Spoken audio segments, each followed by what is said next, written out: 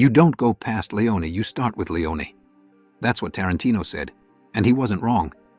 If you love Westerns, chances are you love them because of Sergio Leone. Before him, Westerns were simple. After, they were something else entirely. But here's the thing. Leone didn't invent this stuff from nothing.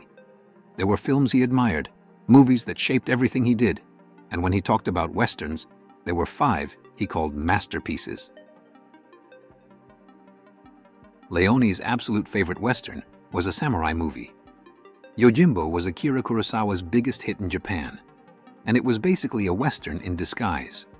Leone loved it so much that he copied it, almost frame for frame. His wife Carla even admitted it. She remembered going to see Yojimbo with him, and right there in the theater he decided to turn it into a Western.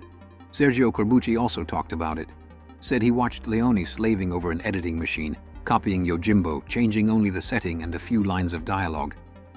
Kurosawa caught on immediately. After watching A Fistful of Dollars, he sent Leone a letter that said, "Signor Leone, I have just had the chance to see your film. It is a very fine film, but it is my film." And he wasn't wrong. Leone eventually defended himself, saying, "Kurosawa's Yojimbo was inspired by an American novel of the series noir, so I was really taking the story back home again."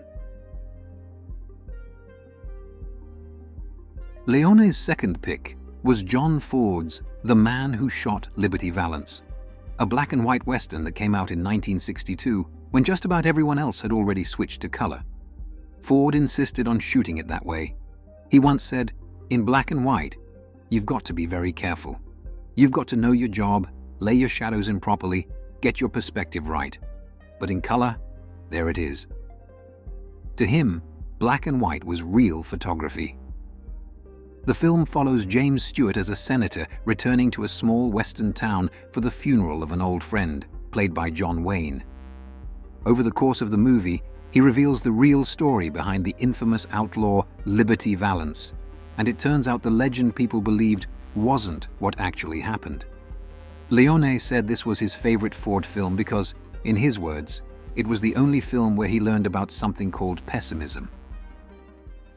At the time, Liberty Valance wasn't seen as one of Ford's best.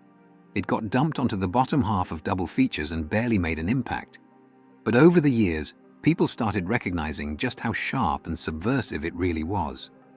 Today, it's considered one of Ford's most complex films and one of the most important Westerns ever made.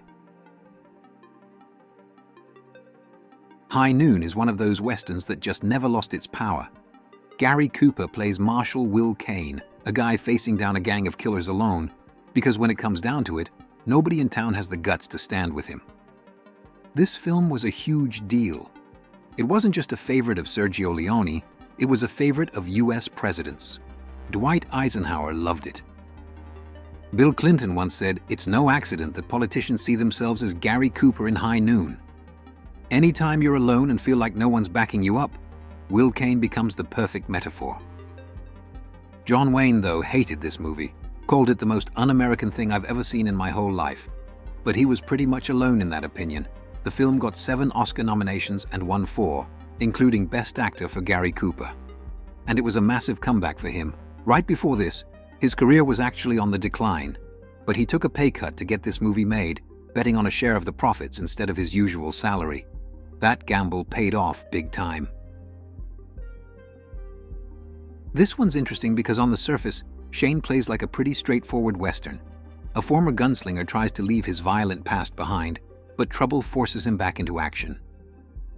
But look a little closer, and there's a lot more going on under the surface. Sergio Leone saw Shane as one of the greats, and honestly, it changed the genre in ways most people don't even realize. George Stevens, the director, wanted to make the violence feel as real as possible. This was one of the first films to use hidden stunt wires to yank actors backward when they got shot, making it look brutal. That technique influenced every Western that came after. Sam Peckinpah, the guy behind The Wild Bunch, once said, "When Jack Palance shot Elisha Cook Jr. in Shane, things started to change." The last film on Leone's list is Vera Cruz, directed by Robert Aldrich. This one's set during the Mexican Rebellion of 1866 and follows a group of American mercenaries who get caught up in a dangerous job escorting a countess. Aldrich had already worked with Burt Lancaster on Apache, but their relationship on Vera Cruz, not so smooth. Aldrich later admitted, "We probably had a less amicable relationship than we anticipated. Burt thought he was going to be a director. And when you're making your first big film, you don't exactly want another guy on set with directorial opinions. And yeah, Lancaster definitely had opinions. But even with the behind-the-scenes tensions, the film was a hit.